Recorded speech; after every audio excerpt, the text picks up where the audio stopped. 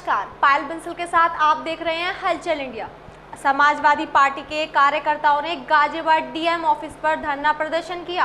राज्यपाल के नाम एक ज्ञापन भी सौंपा। समाजवादी पार्टी कार्यकर्ताओं का कहना है कि उत्तर प्रदेश सरकार में लगातार बलात्कार, लूट, हत्याएं, महिलाएं के साथ छेड़छाड़ की घटनाएं आज चरम सीमा पार कर चुकी हैं। अब आए दिन मॉर्निंग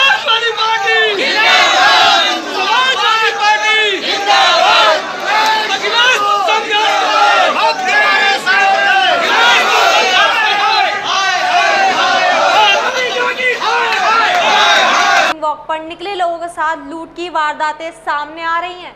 गाजियाबाद में समाजवादी पार्टी के कार्यकर्ताओं ने राज्यपाल को संबोधित एक ज्ञापन सौंपा है, जिसमें उन्होंने प्रदेश की सरकार को जल्द से जल्द बर्खास्त करने की मांग की है। साथ ही समाजवादी पार्टी के कार्यकर्ताओं ने कहा कि अगर सरकार उनकी मांग पूरी नहीं करती है, उन्हें सुनने का काम नहीं करती है, तो उन्होंने कहा है कि समाजवादी पार्टी के लोग संघर्ष के आदी हैं।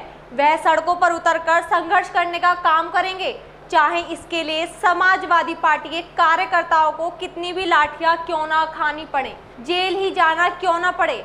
तो 2 महीने में दुराचार के खिलाफ कार्रवाई की जाएगी और उनके फोटोज पे लगाई जाएगी। उत्तर प्रदेश के मुख्यमंत्री योगी आदित्यनाथ बिल्कुल फेल हो चुके हैं। आज 3.5 साल के अंदर एक भी उन्होंने ऐसा कार्य नहीं किया है जो जनता के हित में हो। अभी जब सरकार बनी थी तो एक एंटी रोमियो के नाम से एक स्क्वाड चलाने का काम इस सरकार ने किया था, जिसकी वाहवाही लूटने का काम योगी आदित्यनाथ कर रहे थे। मैं आप पत्रकार लोगों के माध्यम से पूछ लेना चाहता हूं, क्या अगर वो एंटी रोमियो स्क्वाड सफल होता तो क्या बच्चों के साथ इतने बलात्कार होते?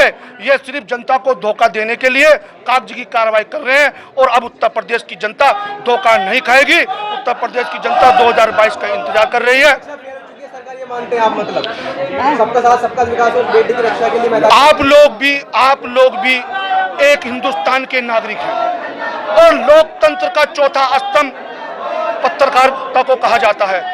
तो क्या गाजियाबाद में जैसे पत्रकार विक्रम जोशी की हत्या हुई वो कानून व्यवस्था नाम की चीज थी क्या?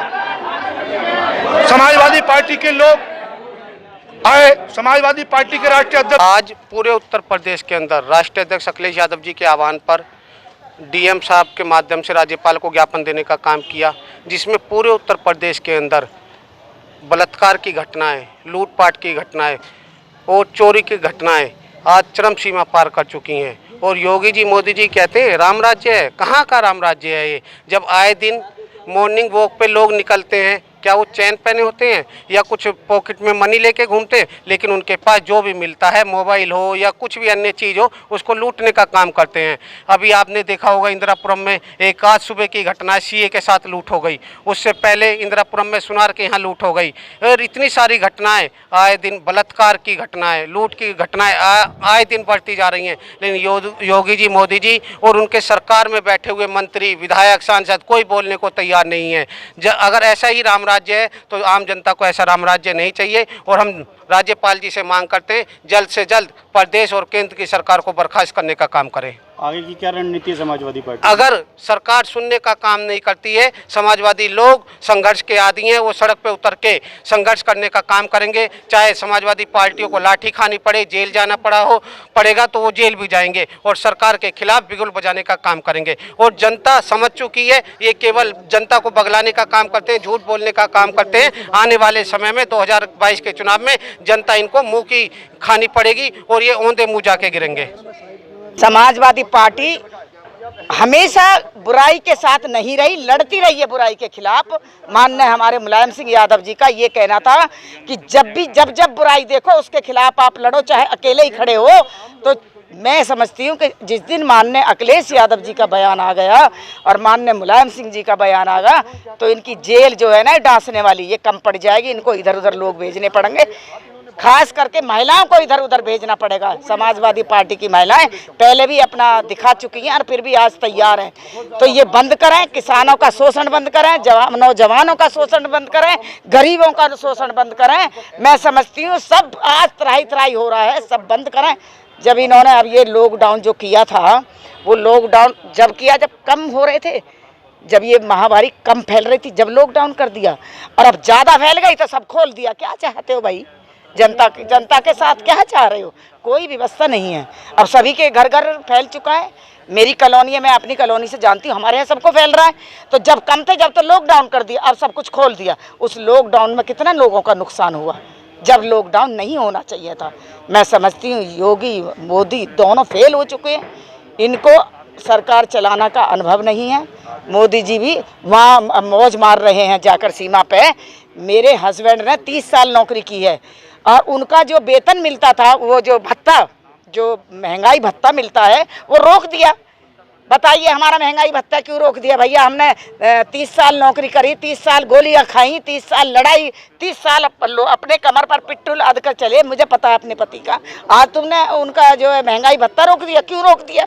आपको जहाज खरीदने हैं या आपको फाइटर खरीदने हैं या कुछ भी खरीदने हैं, आप अपने पैसों से खरीदो।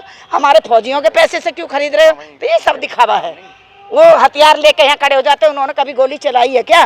गोली चलाता किसान का बेटा, जो धरती का सीना चीर कर अनाज पैदा करता है। वो गरीब किसान अपने बेटे को तैयार करता है और वो सीमा पर गोली खाता है। इन्होंने कभी गोली नहीं खाई होंगी और आगे भी जब जरूरत पड़ेगी तो किसान का बेटा ही गोली खाएगा। इन लोगों को जरूरत नहीं है। और किसान की जो जब फसल पैदा होती है, उस फसल को ये हमारे मंदे दामों में, सस्ते दामों में खरीद के महंगे में अब बेचने का काम कर रहे हैं। ये बिल्कुल गलत है। हम पूरा विरोध करते हैं। और माननीय अखिलेश यादव जी की सरकार में जरा सी भी कोई घटना होती थी तो एक तरफ उनका फोटो लगता था और एक तरफ कहते थे गुंडा राज है। मैं महिला आयोग में थी, मेरे से सवाल करते थे। मैं आज योगी और मोदी जी से सवाल करती हूँ, आज कौन सा राज चल रहा है? 3 साल की बच्ची, 2 साल की बच्ची, यहाँ तक कि महिलाएं और भी जो बुजुर्ग महिला उनके भी बलात्कार हो रहे हैं। आज कौन सा राज चल रहा है? तो तत्काल में इस सरकार को हटा दिया जाए। बिल्कुल फेल हो चुकी है। खबरों का सिलसिला यूं ही जारी रहेगा। देखते रहिए हलचल इंडिया।